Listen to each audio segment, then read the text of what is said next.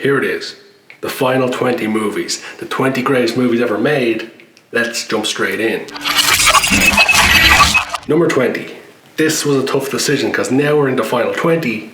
These have to be some amazing movies. And the last episode, we finished with a film from 1954. And we're going to follow that up with another movie from 1954. A movie that starred Marlon Brando.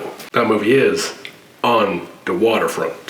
The 1954 film was directed by Elia Kazan. He's the man who directed films like East of Eden and A Streetcar Named Desire. But for this video, we're focusing on The Waterfront, a truly iconic movie. The film is about an ex-prize fighter who's fighting against corruption. It won 8 Academy Awards, including Best Picture in 1955. It was up against the film we featured in the last episode, Rear Window. On the Waterfront took home the award and 7 other awards. Being nominated for 8 Academy Awards is one thing, but winning 8 awards, that's a whole other level. If you have not seen On the Waterfront, make sure it's the next movie you watch, because you will not regret it. Moving on. So, on the list, number 21 and number 20 were both from 1950.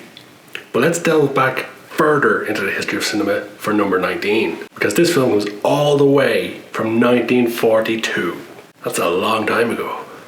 That movie is Casablanca. The film starring Humphrey Bogart and Ingrid Bergman is considered by many as one of the greatest films ever made. Some people will probably be surprised that it's not higher on this list because it's held in such high esteem by so many people. If you look classic movies, this is probably high on your list of your favourite movies. The film, despite being so old, is so well known and still has some very iconic scenes and iconic dialogue.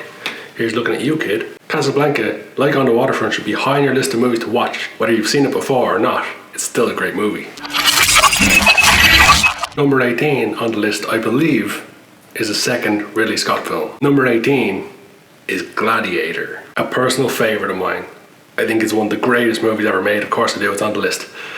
The film starring Russell Crowe is a phenomenal story that'll have you gripped from the very start. I still remember the very first time I watched it and I was just entranced. I couldn't pull myself away from the screen because the story was so engaging and so big. The film just has a huge scale to it. The film was nominated for 12 Academy Awards. 12. Now either they just made terrible movies in the year 2000 or Gladiator was so sensational it triumphed over all of them.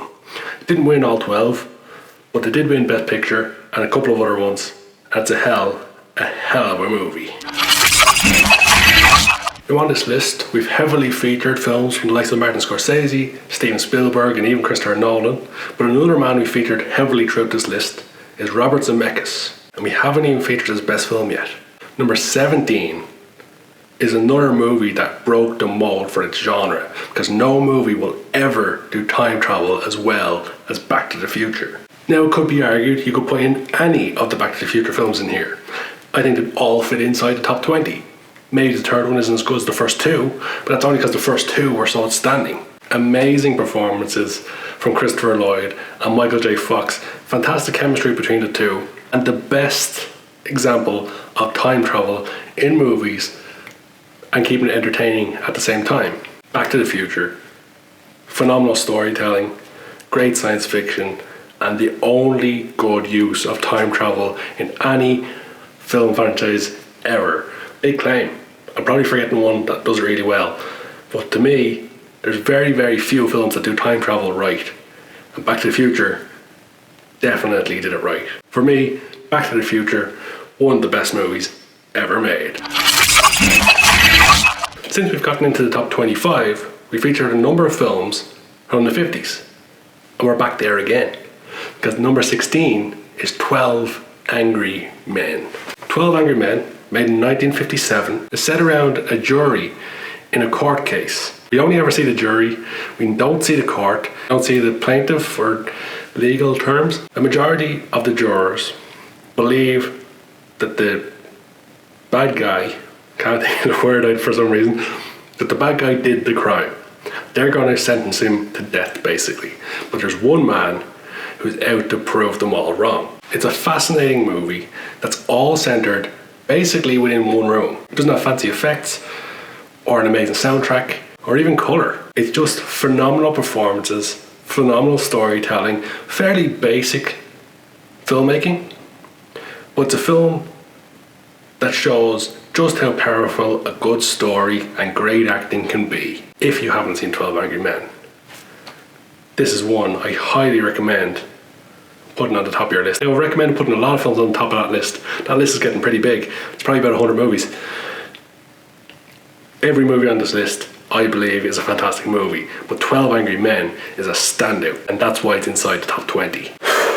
Here we are again. 5 more down.